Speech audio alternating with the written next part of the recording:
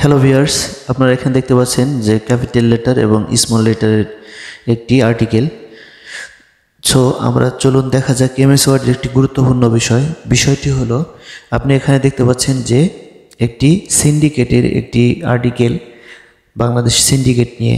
তো এই লেখাগুলো আমরা অনেক সময় আমাদের প্রয়োজন হয় লেখাটি ক্যাপিটাল লেটার করা অথবা স্মল লেটার করা সব।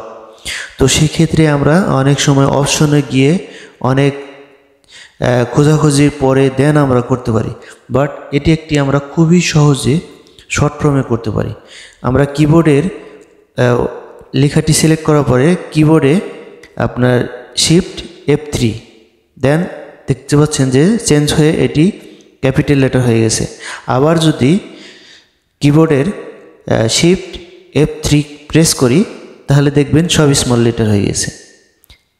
দেন যদি আবার আমরা কিবোর্ডের শিফট এবং F3 প্রেস করি আবার পূর্বের অবস্থায় ফিরে আসবে।